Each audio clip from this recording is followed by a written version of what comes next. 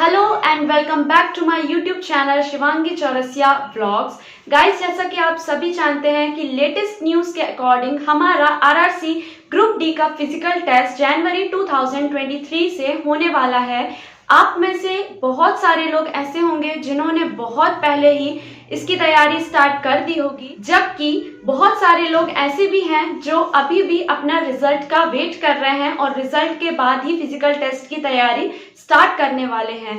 तो गाइस, यदि मैं बात करूं कि आप यदि ऐसा सोच रहे हैं तो प्लीज गाइस आप अभी से ही अपनी तैयारी स्टार्ट कर दीजिए, क्योंकि रिजल्ट आने के बाद आपको बहुत कम टाइम मिलने वाला है फिजिकल टेस्ट की प्रिपरेशन के लिए। और यदि आप न्यू हैं तो आपको थोड़ा टाइम लगने वाला है, क्योंकि जो पहले से ही तैयारी किए हुए हैं उन्हें एक्सपीरियंस होता है और उन्हें कम टाइम लगता है। बट यदि आप फर्स्ट टाइम स्टार्ट कर रहे हैं अपनी तैयारी तो आपको 1 से 2 मंथ आराम से लगने वाला है। और यदि आप कोशिश करें कि आप टाइम ड्यूरेशन उस चीज में ज्यादा देने की कोशिश करें तो ये आपके लिए ही अच्छा नहीं होगा, क्योंकि किसी भी चीज की स्टार्टिंग धीरे धीरे होती है और आप यदि किसी भी चीज को ट्रिगर करने की कोशिश करते हो तो प्रॉब्लम आपके लिए ही बढ़ जाती है। यदि मैं बात करूं कि मैंने अपनी तैयारी स्टार्ट कर दी है कि नहीं, तो गाइस अभी भी मैंने अपनी तैयारी स्टार्ट नहीं की है।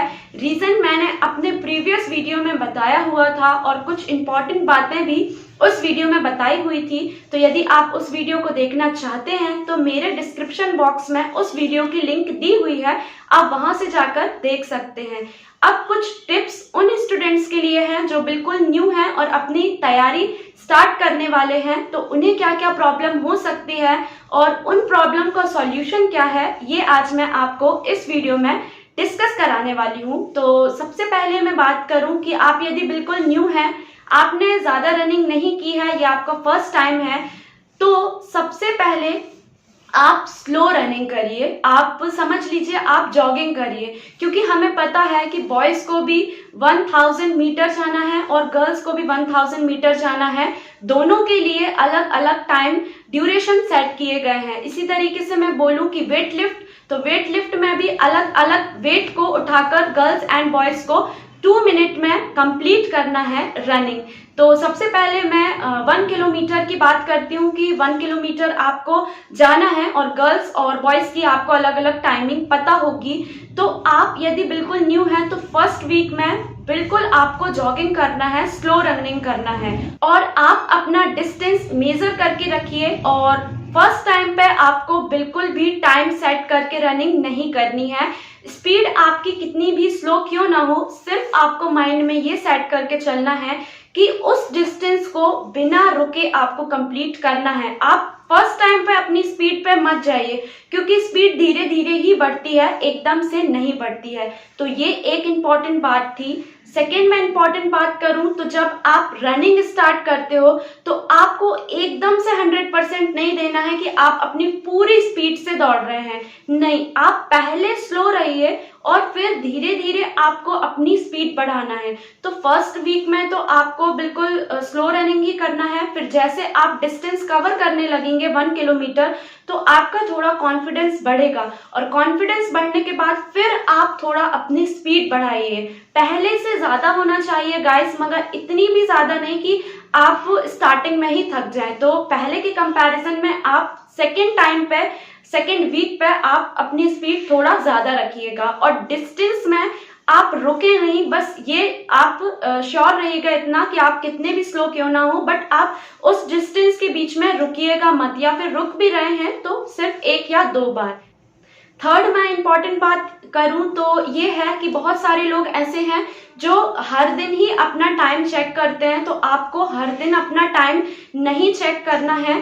आप वीक में 1 या 2 बार टाइम सेट करके रनिंग करेंगे। यदि मैं अपनी प्रैक्टिस की बात करूं तो वीक में 1 बार मैं टाइमिंग लेकर रनिंग करती थी। इससे ये समझ में आता है कि 1 वीक में आपने कितना इम्प्रूवमेंट किया।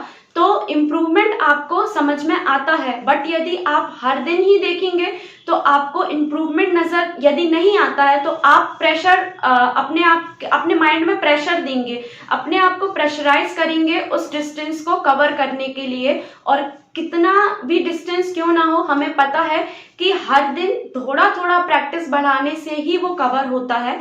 एकदम से कोई भी चीज कवर नहीं हो सकती है। तो इसलिए आप वीक में एक बार टाइम सेट करके रनिंग करिए या ज्यादा से ज्यादा 2 बार सेट करके रनिंग करिए। आपको हर दिन टाइम सेट करके अपना टाइम नहीं देखना है कि मैंने कितने समय में उसे कंप्लीट किया।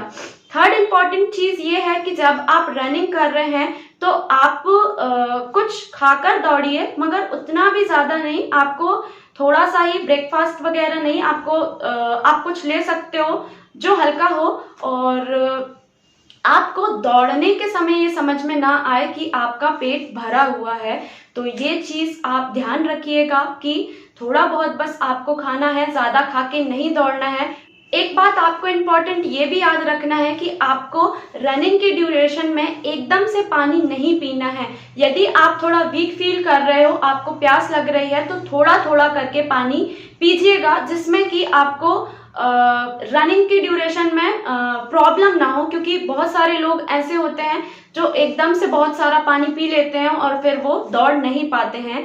तो ये इतनी बात तो आप याद रखिएगा। और कम से कम आप 1 मंथ तो दीजिए अपनी रनिंग की प्रैक्टिस को। हर दिन सुबह जब आप दौड़ते हैं तो आप ये जरूर चेक करिएगा कि आपकी स्पीड में थोड़ा सा अंतर आया है कि नहीं पहले के कंपैरिजन में।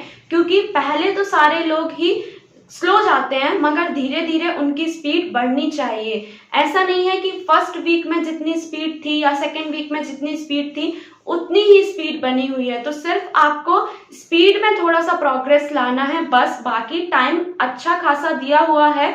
यदि आप अपनी एक सी स्पीड में भी दौड़ते हैं स्टार्ट से लेके एंड तक, तो भी आप उस डिस्टेंस को कवर कर सकते हैं यदि आपकी स्पीड मॉडरेट है तो आप इतनी बातों को जरूर याद रखिएगा गाइस। यदि मैं अपनी बात करूं कि मैं कब से फिजिकल की प्रिपरेशन स्टार्ट कर रही हूं, कब से रनिंग स्टार्ट कर रही हूं, तो ये मैं बहुत जल्दी ही करने वाली हूं। बट मुझे यदि लगेगा सही कि मुझे रनिंग स्टार्ट कर देनी चाहिए, तभी मैं नेक्स्ट वीक से सोच रही हूँ रनिंग स्टार्ट करने का।